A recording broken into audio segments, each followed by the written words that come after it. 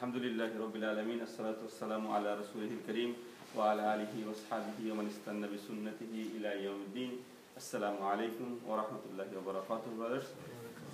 As you know that we have started this series, it's been 4 weeks today, and in the first 3 weeks we talked about very quickly that what is the biography of Imam An-Nawawi, who was Imam An-Nawawi, why he is so famous.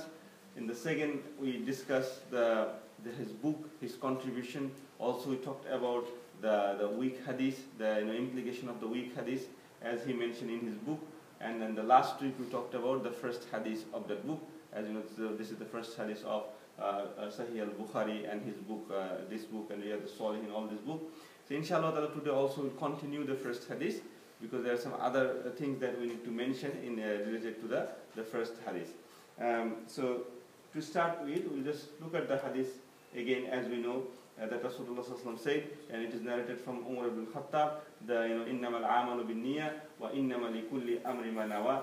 The reward for the deeds depends upon the intention, and every person will get the reward according to what he is intended. So whoever immigrated for worldly benefits or for a woman to marry, his immigration was for that immigrated for.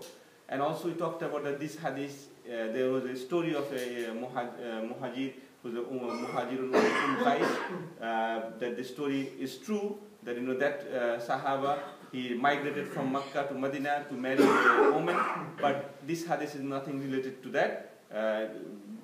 Because of that incident, Rasulullah didn't say this one. This is two separate things, so it's not related to that one. Now today what we're going to talk about, that last week we said that the power of this hadith, how much this hadith was important, what are the comments of other scholars like Imam Shafi, Imam Hajar al-Asqalani, all these great scholars, what they comment about this hadith, and why most of the scholars, the hadith scholars, start their book with the first hadith as this hadith. So we talked about this one. So today we'll say the intention, the niyyah. This is the evaluation factor of all amal.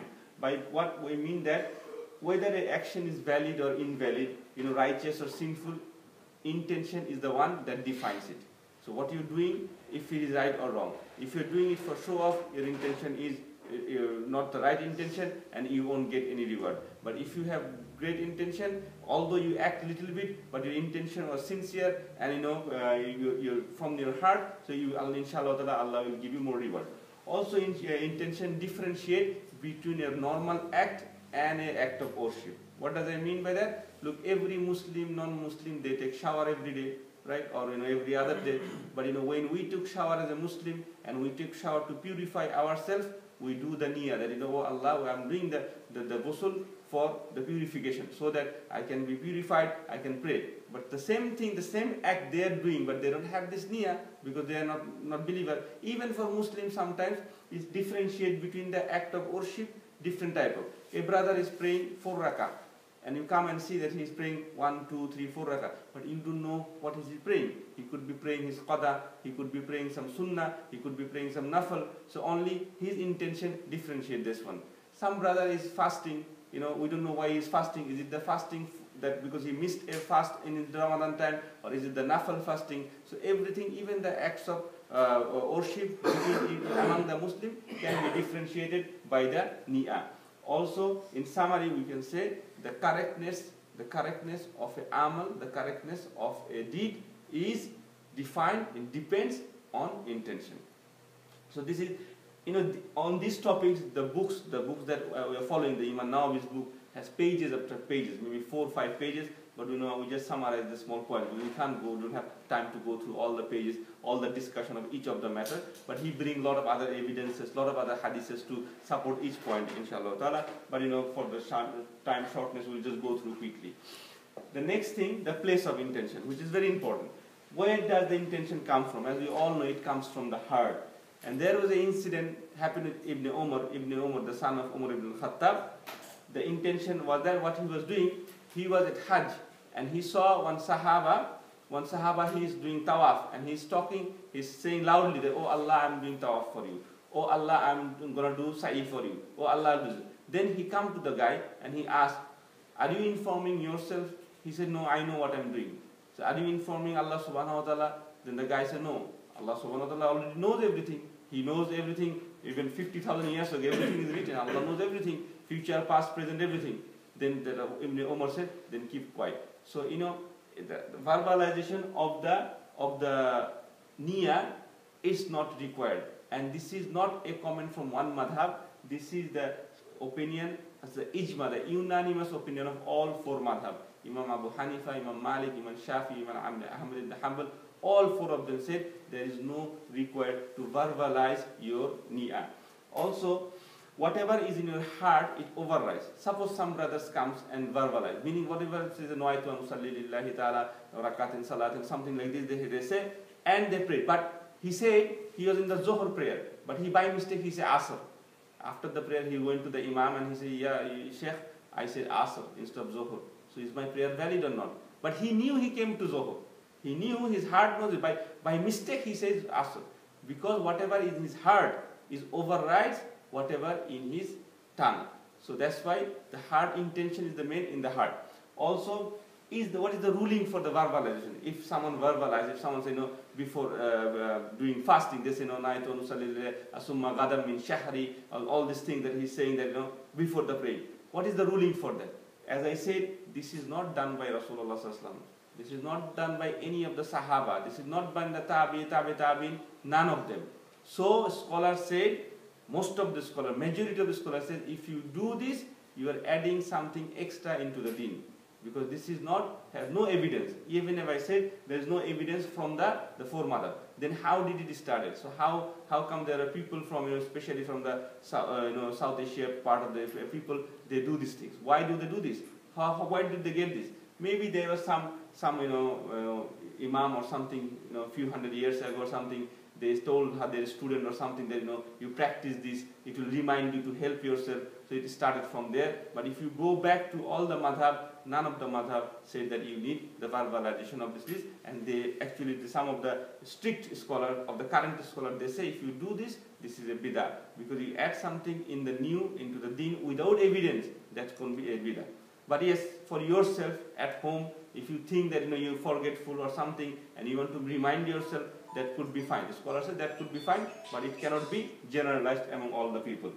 And it is, and as I said that scholars has differed that are the person who's gonna do it, is it gonna be sinful? But they say we don't know about that properly. There's no strict rule because there's no evidence also of that he's doing it. But yes, if he try to spread this thing, they say no, you have to do this because my sheikh told me, my grandfather told me, you have to verbalize. Then it is a problem because you're forcing something which has no evidence. If he does for himself and he's used to it and he just to remind himself, maybe Allah subhanahu wa ta'ala will forgive that and that should be fine. But we should not express anything. And we also mentioned before, the week before, the second week, that weak hadith, when it comes to weak hadith also, when you have evidence but it's weak, still we should not spread that one because for general people, alhamdulillah, we have enough sahih hadith to act upon every amal that Rasulullah sallallahu alaihi wasallam did. The next thing, when you come to niyyah, riya. Riya means showing off. Basically in English, it's showing off. So we need to talk about this because this is a very big chapter under this topic, the intention. Who are you intended for? So what is riya means? So linguistically, riya means, ra'a means, it means to see, to oversee or something like this. From our Islamic point of view, it means to perform acts which are praising to Allah subhanahu wa ta'ala. Like you came to Fajr, Allah is very happy that you wake up from bed, you came to Fajr, that's fine. But you came to show us. You came to show the people that, look, I'm a good Muslim, I came here to pray, not for Allah subhanahu wa ta'ala, I came here to show off. So this is called riya. And riya, about the riya, there are a lot of hadiths. I just mentioned two hadiths here, and this is very, very dangerous. This is a kind of shirk. It's called shirkul asgar. So the small shirk. This is a small kind of shirk. And Rasulullah said, as you can see, Muhammad ibn Labid, he said, Rasulullah said, the thing that I fear most of you is the minor shirk, and that is riya. And it is mentioned in Imam Ahmad's Musnad. Also, seeking dunya for dunya is not a problem, but seeking deen for the dunya is a problem. What I mean by that, suppose you want to be a doctor, you want to make your son or daughter a doctor. That's fine, alhamdulillah, doctor earns a lot of money, no problem for that. Your intention that I will be a doctor, I will help people, I'll earn a lot of money, I'll make car, houses, a lot of things. That's fine. Because you are seeking dunya, the intention is to, I am going to be a doctor or an engineer for the dunya. That's fine. No problem in that. You can have this intention. But if you say, no, I want to be a hafiz, I want to be a alim, I want to be a muhaddis, and all this to impress people, then there's a problem. Because you are seeking, you are using Allah's deen to get the attention of the people. And also, Riya makes a big act very, very small. And the other way around also. What does I mean by that? You know the famous hadith you all know. Rasulullah said, the first 3 people to go to Jahannam. Who? Pharaoh? Abu Jahl? No. The first 3 people go to the Jahannam is an alim, a mujahid who did jihad for Allah subhanahu wa ta'ala, and the man who did charity. But they're all going to Jahannam. Why? Because Allah will tell them, because yes, you are an alim, you spread my knowledge, and you wanted the praise for all the other people, and you got it. From me, you have nothing to get it. So go to Jahannam. Same thing he will ask to the mujahid. He will say, Ya Allah, I fight for you in the fi sabilillah. And Allah said, no, you fight to see people that you are brave. You are a big warrior. And this is what you did. And you got the reward. People say that, yes, you are a big warrior. That's why you go to Jahannam. So so they did so much thing. They did so much thing just to show people. And because of the intention, it is null and void. On the other hand, remember that hadith, there was a prostitute in Medina. And she was a prostitute from the Bani Israel. And she gave water to a thirsty dog. And Rasulullah said, she is in Jannah. Look how small she did. She nothing. She didn't even do any action, any talking, any dawah, nothing. He just gave some water to a dog. And Rasulullah said, she is in Jannah because her intention was sincere. She thought that, that dog is thirsty and she needs water, and I am the one, Allah has sent me here to help this dog. And that's what she did, and she is in Jannah. So this is how an intention makes such a big life, whole life. And the power of what people say. What people say is very powerful. People, in the life of Rasulullah also, there's a guy who did jihad with Rasulullah, and every Sahaba said that he is very strong and he is fighting and fighting and fighting. Then Rasulullah said, no, he's going to be in Jahannam. So one of the Sahaba followed. Why did Rasulullah say that he's going to be in Jahannam? And he followed him, and he saw that this guy is still fighting, very strong fighting. And then what happened? That a arrow came and hit him, and then he couldn't take the pain. So he just killed himself. He committed suicide because he wanted to get rid of it. And then later on, Rasulullah said that he is the one who went to the people of Medina and asked them that all the men went to the jihad of the battle of the Uhud. So he also wanted to take participate just to show that he is a brave man. And this is what the Riya does to you. Also, Rasulullah said that Riya is such a shirk, and it is in all of us, less or more. Nobody can be perfect. As Rasulullah said, it is such a small thing as if it is in a black night, on a black stone, a black ant crawling down. Can you see a black ant on a black dark night crawling down on a black stone? You cannot see. So this kind of shirk is like this. It is so tiny, it can come from anywhere in there. So we have to be careful about that. Now, what are the ways to avoid Riya? As Rasulullah is increasing the knowledge of Islam, and Rasulullah made a dua for us, and he said to say this dua whenever you feel that you could be inflicted with this disease, Riya. Rasulullah said this, Allahumma inni na'udhubika wa nashriku bi shay'an na'alamu wa astaghfiruka inna la'alamu. Meaning, oh Allah, we seek refuge in you from committing shirk knowingly. And we ask your forgiveness for the shirk that we commit unknowingly. So sometimes we do these things, we probably don't know that our niyyah has already changed or something like this. So at that time, we should ask this dua from Allah subhanahu wa ta'ala. Also, you need to have reflection upon the heaven and hell. So you always have to have cautious brain that where we are heading towards.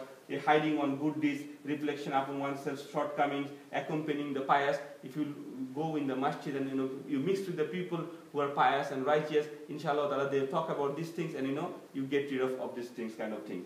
And knowledge of the Riya. Also, another thing I did mention here, that what is the ruling for, suppose a person, a brother came in the masjid and he started praying. First rakah is fine. In the second rakah, he noticed that some of his friends also enter. And he changed his niyyah. Now he makes his long prayer very slowly, very nicely, because he knows his friends are there. So he's already entered into the Riya. First rakah was fine, and then he continued like this. So what is the ruling? The scholar said, if a person start an act for Allah subhanahu wa ta'ala, then he changed his niyyah, because the end is related to the beginning, so all his prayer is invalid. It's not going to be accepted. But the other way is fine. A brother come, he saw some of his friends sitting, or maybe his elder sitting, he wants to impress them, he start Allahu Akbar, nice prayer, he started nice qira and everything, but then in the prayer he realized, no, I'm doing wrong, I cannot do this. Then he changed, he said to Allah, no, I'm just doing it for Allah subhanahu wa ta'ala, and he continued like this. Although maybe that first rakah, probably he is not going to get any reward, but because he finished it with the complete, sincerity, inshallah ta'ala, Allah will forgive him. And there are people who did everything to show off. There are people who did everything for show off. This is the sign of hypocrite. This is the sign of hypocrite, the munafiqun. As we all know, that we studied a lot about munafiqun in the Quran lectures. The last thing for today is tark and kaf. Meaning there's two terms actually. Tark means you leave something not doing which you had never thought of. What I mean by that, like, alhamdulillah, none of us here drink, right? Drinking doesn't attract none of us, alhamdulillah. So if we say, look brother, I didn't drink the whole day today. This last week, I didn't touch a single drop of alcohol. Am I going to get rewarded? No, you're not going to get rewarded. Because it's haram anyway, and you have no temptation for this one. But there's another thing called kaf. That means that you have something you're used to it. Something that tempts you. Suppose you're in a place, in a gathering, all the people around you, they want to push you to taking to a club, or do something bad, or committing zina or whatever. But you fight yourself. You fight with your friends. No, I'm not going to go there because Allah is watching. I have the taqwa. But you were fighting, and you came back from there. So you left that for Allah subhanahu wa ta'ala. In that case, inshallah ta'ala, you will be rewarded very well. Some people, they have habit of smoking. And they're trying to get rid of it. They're trying hard. Maybe initially they couldn't do it. They had 5 cigarettes in a day. Now they have 2, they want. So they're trying hard. Every time they're doing something, inshallah ta'ala, they will get rewarded. And at the end, when they leave it, so this is the 2 terms they mentioned in the book of Imam An-Nawawi. What is meant by tark and kaf. So we'll finish it here, inshallah ta'ala. Next week, we'll finish the first hadith. There are other few matters related to this hadith. We'll finish it up next week. And as we are doing in our Fajr Quran, translation classes that we take after 2 weeks, we take an exam. So I was thinking, inshallah ta'ala, because if we just listen, we'll forget. So every other 4 weeks, inshallah ta'ala, we'll take a quiz test, maybe 5 minutes or 10 minutes, so that you guys can go through all these things, whoever is attending here, and then we can have a quick revision on that too. So that should be fine for all of us, inshallah ta'ala. So jazakallah khair, wa akhir dawana, and alhamdulillah rabbil alameen. Subhanakallahumma bihamdik, wa ashhadu an la ilaha ant, astaghfiruka wa atubu ilayk.